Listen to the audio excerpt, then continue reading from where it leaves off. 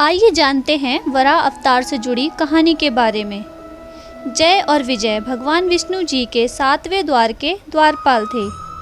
एक दिन जब भगवान ब्रह्मा जी के मानस पुत्र सनकादि मुनि भगवान से मिलने वैकुंठ आए तो जय और विजय ने उन्हें रोका। जबकि सनकादिक मुनियों को किसी भी समय कहीं भी जाने की अनुमति थी, उन्हें रोकना गलत था। लेकिन जय और विजय को इस बात का भान न रहा और सनकादिक मुनियों के समझाने पर भी उन्होंने मुनियों को प्रवेश से वर्जित किया। फलस्वरूप सनकादिक मुनियों ने जय विजय को असुर हो जाने का शाप दिया कि वे धरती पर जाके असुर या राक्षस रूप धारण करेंगे। जब उन्हें शाप मिला तो उन्हें अपनी गलती का एहसास हुआ और उन्होंने क्षमा मांगी और भगवान जी से ये वरदान मांगा कि हमारा उत्थान आपके हाथ ही हो, जिसे करुणा निधान भगवान ने स्वीकार किया। जय और विजय वैकुंठ से गिरकर दक्ष प्रजापति की पुत्री और दैत्य माता दिति के गर्भ में आ गए। हिरण्याक्ष और हिरण्यकश्यपु दोनों की माता दिति और पिता ऋषि कश्यप के पुत्र थे। दोनों जन्म से ही आकाश के समान बढ़ने लगे। उनका शरीर पर्वत सा विशाल था और शरीर लोह के समान मजबूत हो गया। हिरण्याक्ष और हिरण्यकश्यपु दोनों बलवान थे। इसी बात के चलते उन्हें और अधिक महत्वाकांक्षा होने लगी, जिस कारण उन्हें संतोष नहीं था। वे संसार में अजेयता और अमरता प्राप्त करना चाहते थे। हिरण्याक्ष और हिरण्यकश्यपु दोनों अपने को तीनों लोकों में सर्वश्रेष्ठ मानते थे। हिरण्याक्ष स्वयं विष्णु भगवान को भी अपने से भी तुच्छ मानने लगा। एक बार की बात है जब हिरण्यकश्यपु का भाई हिरण्याक्ष ने पृथ्वी को ले जाकर समुद्र में छिपा दिया था। फलस्वरूप भगवान विष्णु ने सूकर का रूप धारण करके हिरण्याक्ष का वध किया और पृथ्वी को पुनः उसके कक्ष में स्थापित कर दिया।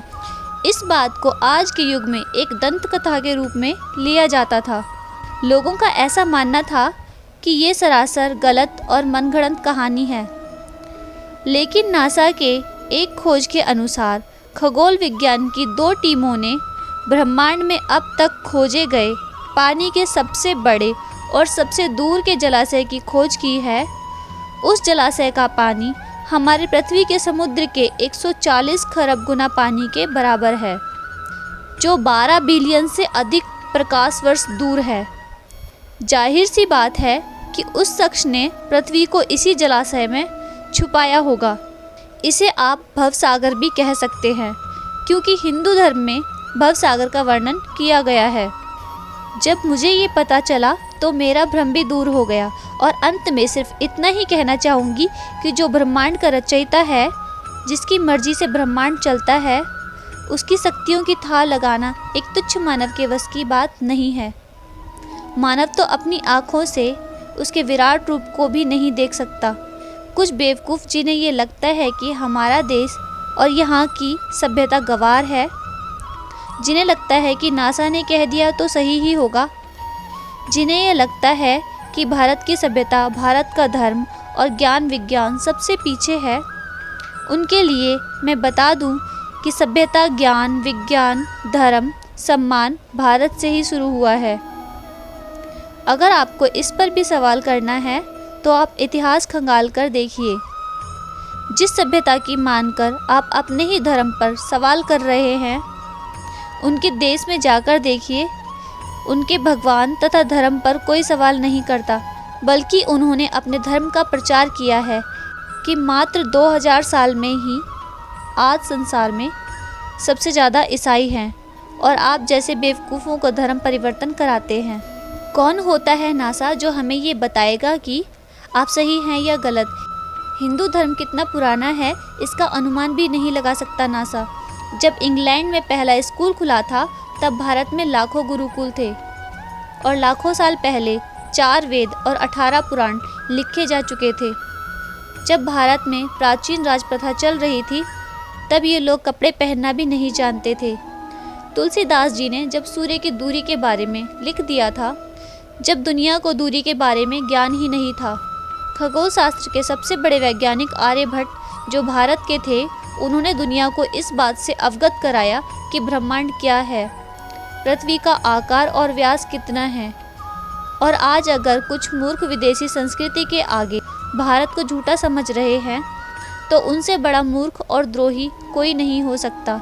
ये अपडेट करना आवश्यक हो गया था जिसके मन में ईश्वर के प्रति शंका है, जो वेद और पुराणों को बस एक मनोरंजन का पुस्तक मानते हैं, उनके लिए शास्त्र कहता है भगवान विष्णु के प्रति प्रीति नहीं रखने वाला अस्नेही या विरोधी, इसे ईश्वर विरोधी ही कहा गया है।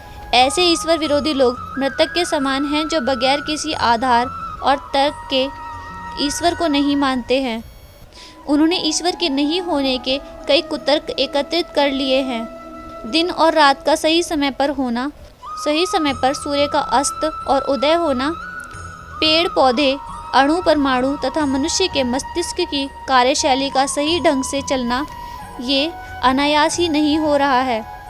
जीव के अंदर चेतना कहाँ से आता है, हर प्राणी अपने जैसा ही बीज कैसे उत्पन्न करता है, शरीर की बनावट उसकी ज़रूरत के अनुसार ही कैसे होता है, बिना किसी निराकार शक्ति के ये सब अपने आप होना असंभव है।